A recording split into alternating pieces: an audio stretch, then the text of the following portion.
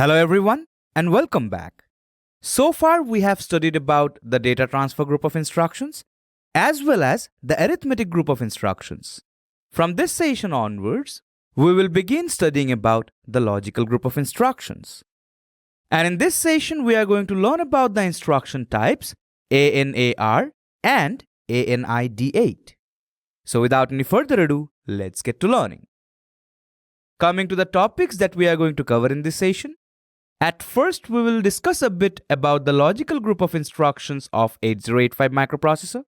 Thereafter, we will see the basics of AND operation. Then we will proceed with our first instruction type of today, that is ANAR. And finally, we will conclude our session by learning the instruction type ANID8. So let's begin with the discussion of logical group of instructions, specifically in case of 8085 microprocessor. Now before we discuss this, remember we have already covered data transfer instructions, basically 13 different instruction types comprising 83 opcodes. Once we were done with that, then we started learning about the arithmetic group of instructions. We studied 14 different instruction types and in the process learnt about 62 different opcodes. And from this session onwards, we are beginning our journey of learning about the logical instructions. In this particular group, we have got 15 different types, which will cumulatively cover 43 different opcodes. And from all those 15 types, today we are going to cover 2 of the types. Let's now get into the logical group of instructions of 8085 microprocessor. Now in case of 8085 microprocessor, it doesn't really provide all the different logical operations. If we talk about the operations which it does provide, we have got AND, OR, exclusive OR and NOT. On the other hand, it doesn't provide the operations for NAND and NOR. But worry not, these two can also be implemented using the basic gates. In order to implement NAND logic, all we have to do is apply AND first and thereafter apply the NOT logic. Coming to NOR, we can also do that if we apply OR first and thereafter apply NOT, right? So do remember, in case of 8085 microprocessor, these 4 operations are provided through the instructions. Now today we are mainly going to focus about the AND logic. So let's talk a bit about the AND operation. Now coming to AND, it is a binary operation, meaning it has got 2 different operands. As you can see, we have named them OP1 and OP2.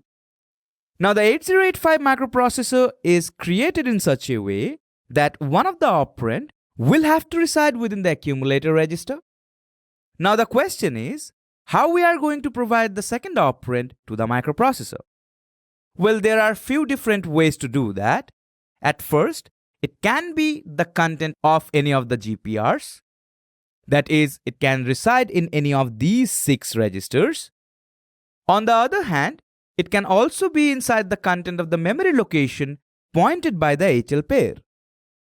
Apart from these 2 ways, there is another way, and that is, we can send 8-bit immediate data through the instruction itself.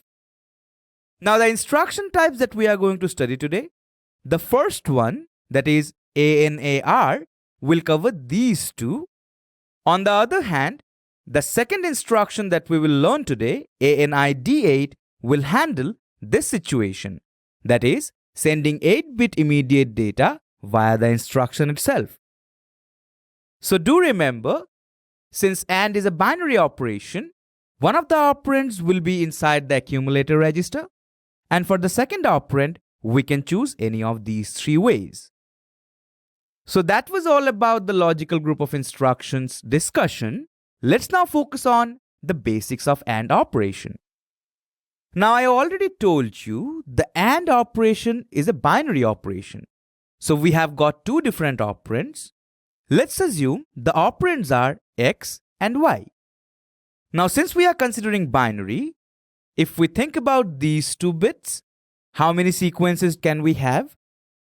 Well, there will be 4 Evidently 0, 0, 0, 1, 1, 0 and 1, 1.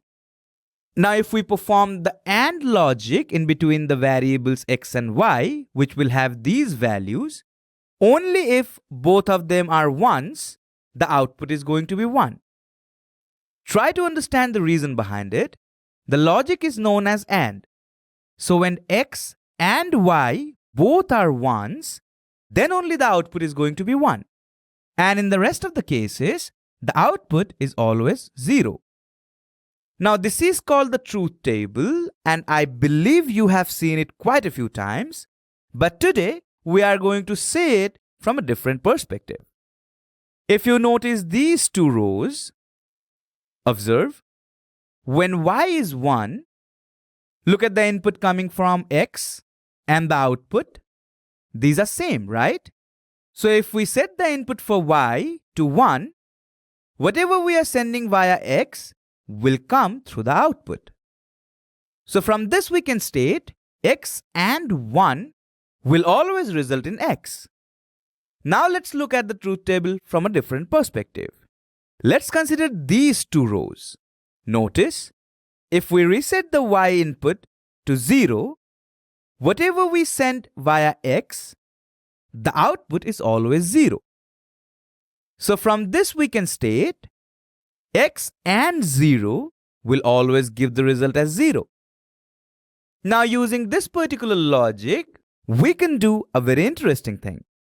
Specifically using the logic x and 0, which will give us always 0, we can selectively reset the bits of the accumulator. Try to understand this.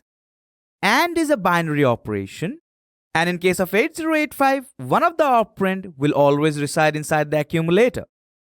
Coming to the second operand, it can be provided to the microprocessor in 3 different ways that we have already seen, but after the operation has been performed, the outcome will also be stored inside the accumulator. Therefore, if we choose the second operand carefully, we can selectively reset the bits of the accumulator. Say within the accumulator, we have got the values FF or all ones in 8 bits. Now if we want to reset the most significant and the least significant bits, all we have to do is choose a 8-bit sequence for the second operand, which will have the most significant bit and the least significant bits as zeros, and the bits in the middle will be 1. This way, due to the presence of 0 in the most significant and the least significant bits of the operand 2, and performing AND with the operand 1, which is already inside the accumulator, in the contents of the accumulator, the least significant bit and the most significant bit will be converted to 0. Coming to the rest of the bits, since we are having 1, they will remain the same. Interesting, isn't it? So using this particular logic, we can selectively reset the bits of accumulator. Now let's talk about the flags register as well. Note it down that in case of AND operation, the carry flag and the auxiliary carry flag, the status of these two are fixed. Now you might be wondering, we are performing logical operation, and that is AND. Both the auxiliary carry and the carry flags should be affected if we are performing arithmetic operation. Well, I agree. But in case of Intel, it has set some specific values for these two. Specifically for the AND operation, the carry flag will always be reset, whereas the auxiliary carry flag will always be set. There is no particular logic behind this. This is predefined by the Intel's 8085 microprocessor. Coming to the rest of the flags, these will be affected based on the contents within the accumulator after the AND operation has been performed. So do remember, using AND logic, we selectively reset the bits of the accumulator. So that was all about the basics of AND operation. Let's now learn about the first instruction type of today, that is ANAR. Now coming to the instruction type ANAR, well, this is our first logical group of instruction that we are going to learn. So it stands for AND accumulator with R. So I hope you are getting this. In the mnemonic ANA, AN is coming from AND, and the second A is coming from accumulators A. Now what is R? We know this. By saying R, we are talking about accumulator register, all the different GPRs, as well as the memory location which can be pointed by the HL register pair. Now one thing to note in here, since we are performing AND operation, just like I mentioned few moments earlier, that the carry flag is always reset and the auxiliary carry flag is always set after the AND operation has been performed. Coming to the remaining flags, these are affected based on the accumulator content. So after the operation, whatever the accumulator has, it will affect the flags like parity, 0, and sign. Now if we talk about the instruction type ANAR, this falls under the 1 byte long instructions category. And I have already told you this. The different instructions of this instruction type is going to be ANA. Then in place of A, we can replace all the different GPRs starting from B to L. Along with these, we will also have the instruction for ANAM, that is the memory location which will be pointed by the HL register pair. So for this instruction type ANAR, we have got 8 different instructions, to be precise, 8 different opcodes. Now let me show you an illustration for better understanding. Say within the accumulator register, we have got the first operand, that is AB. And inside the general purpose register E, we have got the value, that is the second operand, 1, 2. Now if we execute the instruction ANAE, the AND operation between AB, which in binary is going to be 1010 followed by 1011. Try to understand this. A is 10, so the 4-bit binary equivalent of this is going to be 1010. Coming to B, in decimal it is 11, so the 4-bit binary equivalent of this is going to be 1011. Just the next sequence after 1010. Now this is the content of the accumulator register. We need to AND it with the content of the E register. Now within E we have got 1, 2. So 1, 2 in binary is going to be 000 followed by 1 followed by 0010. You already know 1 in 4-bit binary is 000 followed by 1 and the 4-bit binary of 2 is going to be 0010. Let's now perform the AND operation. I hope you remember what AND operation does. The output will only be 1 if in both the inputs we have got 1s. Let's consider the first 2 nibbles. If you notice, only in these 2 places we have got 1s. So if we perform AND, the outcome is going to be 0010. Remember, in these 2 places we had 1s and in the rest of the places we had alternating bits apart from this. However, this is also zeros, so the outcome is going to be 0. Let's now consider these 2 nibbles. Notice, here for 1 we have got 0. For these 2 ones we have got zeros, and in this specific case both of them are zeros. So clearly the outcome is going to be all zeros. Now did you notice something interesting? If you consider these 2, notice we selectively reset these 2 bits using this sequence. We kept 0, 1 same. However, like I mentioned, if we ever want to selectively reset some bits, we can do that with the help of these. Another thing to note down in here, since we didn't choose the sequence very carefully, here also we are doing reset. However, since the input was also 0, that's why the outcome is 0. If we didn't want to reset this, say we don't really know what input we will be getting, it will be wise if for the bit that we don't want to change, we keep it as 1. But that's not the case for this. Here we wanted to show the AND operation between the operands AB and 1, 2. Anyway, after the operation has been done, the value within the accumulator register is going to be 0, 2. Now why is that? Because 0 is 4 zeros And 0010 is the 4-bit equivalent of 2, right? Let's now talk about the flags register. As we have mentioned quite a few times, the carry flag and the auxiliary carry flag are set for AND operation, and the carry flag is always going to be reset, whereas the auxiliary carry flag is to be set.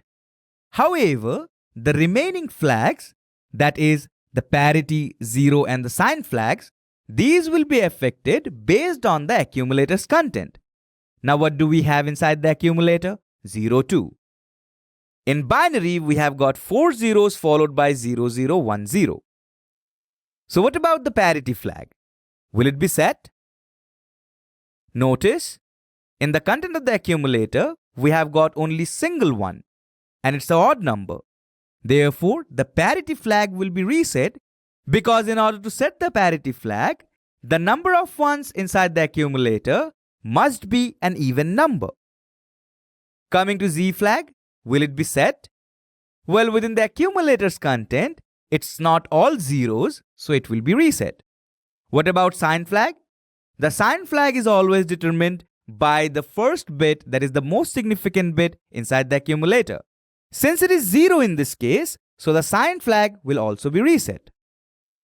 So within the accumulator, we will have 0, 2 if we execute the instruction ANAE, when previously in the accumulator we had AB, and in the E register we have got 1, 2. And the status of the flags register is going to be this, that is, auxiliary carry will be 1 and carry flag will be 0. However, the rest of the flags will be reset based on the contents of the accumulator. Another thing I should remind you here, do remember within the accumulator register, the stored contents will be like this. That is in binary.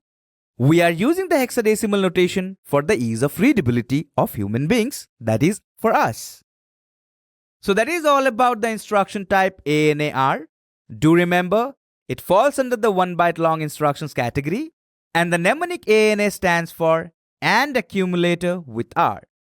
Since we are using R, that means we have got 8 different instructions of this instruction type.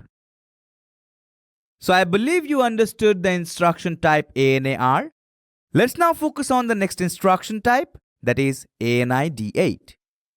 Coming to the instruction type ANI D8, here the ANI mnemonic stands for AND immediate with accumulator.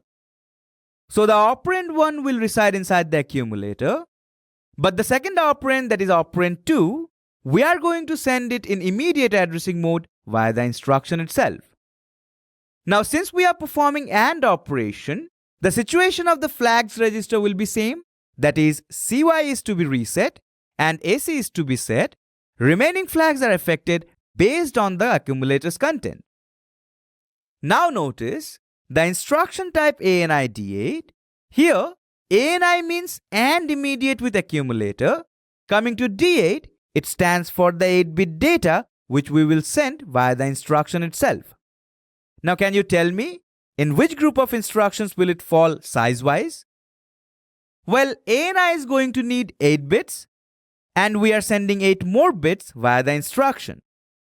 So cumulatively, this entire instruction will fall under the 2 byte long instructions category. Let me now illustrate how this instruction will work. Since we are going to AND immediate with accumulator, so clearly one of the operands will be inside the accumulator register. And say for this instance, we have got the value inside the accumulator 4, 5. Now this is where the first operand is. Since we are using the instruction type ANI D8, the second operand will be sent via the instruction itself. So if we execute the instruction ANI F3, the AND operation between 4, 5 and F3 will take place. Now coming to 4, 5, the binary of this is going to be 0, 1, 0, 0, that is 4 in 4 bits of binary, followed by 0, 1, 0, 1, that is 5 in 4 bits of binary. Coming to F3, F is all ones, that is 4 ones or 15 of decimal. Coming to 3, the 4-bit equivalent of 3 is 0, 0, 1, 1. Let's now perform the AND operation. Notice the first nibble, that is the least significant nibble. In only this place, we have got 1s for both of the values. So the outcome of the AND operation is going to be 3 zeros followed by 1. Let's focus on the most significant nibbles. Notice, here also, only in this place, the 1s are there. So the outcome is going to be 0, 1, 0, 0. So after the execution of this instruction, that is ANI F3, within the accumulator register, the value 4, 1 will be loaded. And the reason for that is 0, 1, 0, 0 is the 4-bit binary equivalent of 4, and 000 followed by 1 is the 4-bit binary equivalent of 1. Let's now check out the flags register. As we have seen earlier, for all the AND operation, the carry flag and the auxiliary carry flag are fixed. So the carry flag is to be reset, whereas the auxiliary carry flag is to be set. Let's now focus on the remaining flags. We know these are to be affected based on the accumulator's content. Now what do we have within the accumulator? 4, 1. I'm of course talking about the hexadecimal values. Let's now see whether the parity flag will be set or not. Look at the accumulator's content. We have got 2 1s. Therefore, we have got even number of 1s, so parity flag is going to be set. What about Z flag? Well, since we have 2 1s in here, evidently it's not all zeros, so it will be reset. Coming to sign flag, notice the most significant bit inside the accumulator, it is 0. So this will also be reset. So this is going to be the status of the flags register and the contents of the accumulator after the AND operation is performed between 4, 5, which was initially inside the accumulator, and F3, which was provided by the instruction ANI F3. So do remember, ANI D8 is a 2-byte long instruction where 8-bit data is being sent in immediate addressing mode via the instruction itself. So in this session, we covered the topics: discussion of logical group of instructions, basics of AND operation. Do remember, using the logics that we have stated today, we can selectively reset the bits within the accumulator using the basics of the AND operation. Then we learned about the instruction type ANAR, which falls under the 1-byte long category, and it has 8 different instructions, or to be precise, 8 different opcodes. Finally, we covered the instruction type ANI D8. Unlike the previous instruction, this instruction type falls under the 2-byte long instructions category, and we have got only a single opcode for this particular instruction type because we are sending the data in immediate addressing mode. Alright people, that will be all for this session. In the next session, we are going to focus on the instructions which will be based on the logic OR. So I hope to see you in the next one. Thank you all for watching.